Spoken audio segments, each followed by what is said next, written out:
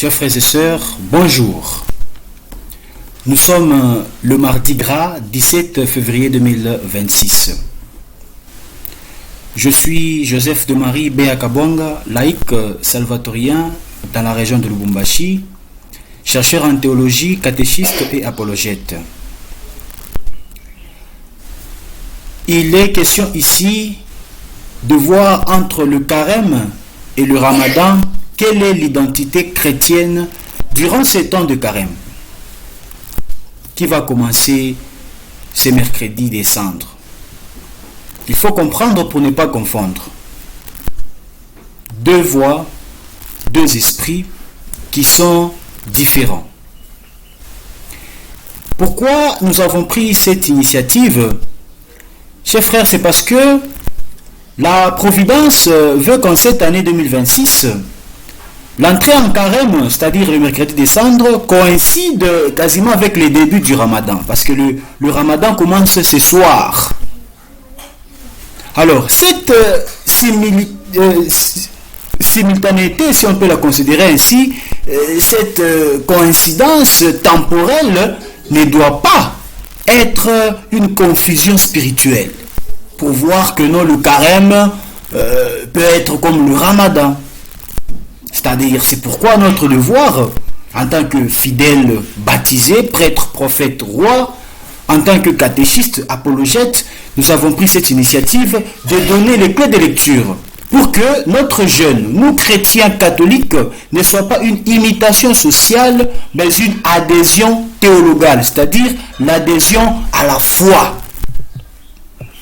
Alors, le premier point, tel que vous aviez vu dans le programme, il s'agit de la théologie comparée. Nous allons comparer théologiquement, avec des racines bibliques et coraniques, le carême et le ramadan. Ici, pour comprendre comment cette coïncidence, nous ne sommes pas là, mais nous devons nous poser simplement la question pourquoi? Pourquoi le carême? Pourquoi le ramadan? Avec le carême, nous voyons là, nous avons 40 jours de carême. Et nous sommes là en train de vivre la mystique des 40. C'est nombre 40. Selon la typologie biblique, le carême n'est pas quelque chose qu'on a inventé pour dire voilà 40. Nous savons, le chrétien en célébrant, en vivant ces temps de carême, il est en train d'imiter le Christ. Imitatio Christi. Il imite Jésus. Il s'enracine dans cette typologie du chiffre 40.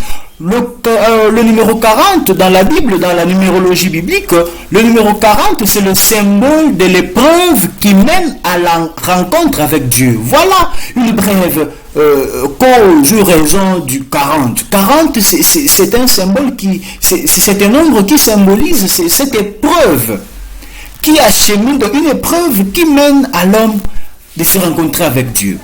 Nous pouvons voir avec plusieurs fondements bibliques, dans des sens ci et là, le jeûne de Moïse.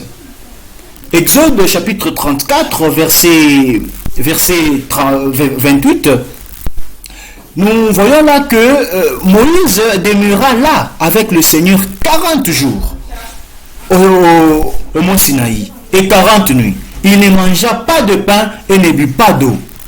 Donc ici, pour Moïse, le jeûne de 40 jours était une condition de l'alliance. Nous pouvons aussi voir Élie. Élie qui a marché pendant 40 jours vers l'Horeb. 1 Roi chapitre 19, verset 8. Donc le jeûne est ici une marche vers la théophanie.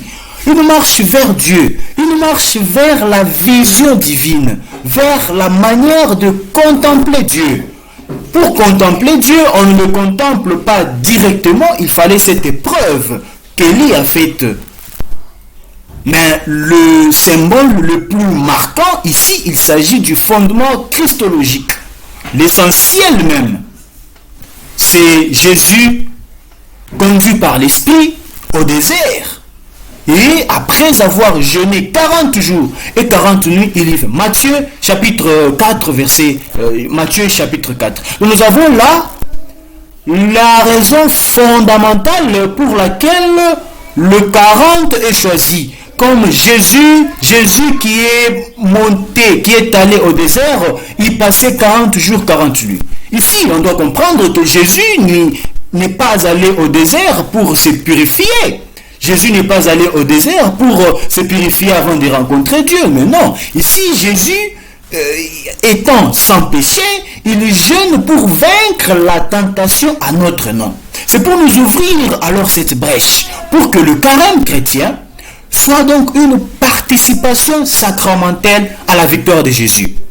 Nous jeûnons comme Jésus, mais ce n'est pas que nous nous purifions comme Jésus. Jésus ne s'est pas purifié. Je peux dire, Jésus a jeûné 40 jours au désert pour purifier le carême. Pour que par ces carèmes, par ces 40 jours, 40 nuits, comme ceux passés par Jésus, puisse être à notre niveau une imitation de Jésus et donc une union à cette sacramentalité de sa victoire. Qu'en est-il alors au Ramadan? Le Ramadan, c'est une commémoration de la descente, on appelle le Tanzil. Et donc, avec l'approche islamique, c'est différent avec le carême, dans son sens historique et textuel. Selon le fondement coranique, lorsque nous nous inspirons du Surat 2, le Surat Al-Baqarah, verset 185, nous voyons là la raison fondamentale du carême. Le Surat dit, le mois de Ramadan est celui au cours duquel le Coran a été descendu comme guide pour les gens. Voilà la raison pour laquelle les musulmans, nous ne faisons pas cette vidéo pour polémiquer, mais ici, nous faisons cette vidéo pour que les fidèles chrétiens ne puissent pas confondre le Ramadan au carême, ne puissent pas confondre la raison pour laquelle nous passons notre carême, la confondre avec le Ramadan. Le Ramadan, c'est un mois qui était au cours duquel le Coran était. Donc c'est une commémoration de la descente du Coran. L'objectif pendant le Ramadan, c'est la taqwa, qui est un jeûne prescrit pour dans leur contexte aussi une purification, mais ici c'est une obéissance à un décret, à un décret selon leur conception, selon leur foi, un décret divin. C'est-à-dire une commémoration de la descente du Coran. Voilà, en bref, le Ramadan, la raison pour laquelle il y a le Ramadan, c'est il commémore la descente, donc la descente à l'an 600, parce que nous rappelons, à l'an 622, nous avons Mahomet qui vient à la Mecque, et après 2 ans près, c'est-à-dire à l'an 624, il a alors cette révélation du Coran. Alors que le carême, historiquement, n'a pas commencé à l'an 624 comme le Ramadan. Le carême, nous sommes là au 3e siècle. D'ailleurs, avant, le carême était observé d'une manière ou d'une autre, 2 jours avant, et surtout concernant les catéchumènes. Mais comme vous le savez, avant l'empereur Constantin, l'église était dite l'église des catacombes, c'est-à-dire une église qui était martyrisée, une église qui devait se cacher. Mais après le 3e siècle, au concile de Nicée, on a eu à peu près le 3e siècle, c'est à ce moment-là où Constantin s'est converti, c'est alors que l'église a pu s'ouvrir et le carême a pu se voir pendant ces conciles. Et là, c'est une historique qui n'est pas au rendez-vous ici. Ici, l'objectif est de montrer la démarcation entre le carême et le Ramadan. Donc, en synthèse, le christianisme, nous chrétiens, nous jeûnons pour nous unir à une personne. Nous jeûnons pour nous unir au Christ souffrant, vrai Dieu et vrai homme. Et en nous unissant en lui, c'est en vue d'un événement qui est la Pâque, la résurrection. Donc c'est une démarche christocentrique. Nous ne jeûnons pas comme ça. Le carême, le fidèle catholique, est en train de le passer pour s'unir à Jésus, qui a souffert afin qu'il puisse, donc pour mourir avec lui, souffrir avec Jésus pendant le carême, mourir avec Jésus et enfin ressusciter avec Jésus lors de la fête pascale, à la Pâque. Alors que les islamistes ou les musulmans, le fidèle musulman ou le fidèle islamique, il jeûne pour honorer le Coran et obéir à une loi qui est dictée pour dire, voilà, pour commémorer la descente du Coran, il faut jeûner pendant ces mois. Le fidèle, lui, jeûne, le fidèle, lui, entre en carême pour s'unir à Jésus.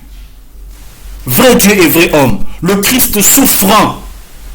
Il s'unit à lui en vue d'un événement qui est la Pâque, la résurrection de Jésus. Alors que le fidèle musulman, lui, il honore le Coran. Ah donc, il y a la raison pour laquelle vraiment Dieu nous a poussé à prendre cette initiative aussi, c'est qu'un jour, je suis avec un ami, un frère musulman. Et pendant le temps de carême, parfois il nous taquinait. Il disait, voilà, vous êtes en carême, mais voilà, vous mangez. Voilà l'autre là, il boit de l'eau. Alors, vous ne jeûnez pas. Le jeûne, c'est nous les musulmans qui connaissons jeûner, parce que nous les musulmans, on ne boit pas, on ne mange rien, rien ne passe par notre bouche pendant la journée. Mais vous dites que vous êtes pendant le carême, voilà, vous mangez, je vois les fidèles catholiques manger n'importe où, manger au restaurant, et puis vous dites que vous êtes aussi pendant le carême. Non, vous faites ça seulement pour imiter le chrétien. C'est pourquoi nous devons intervenir pour éclairer. Ça peut créer un complexe d'infériorité chez les catholiques.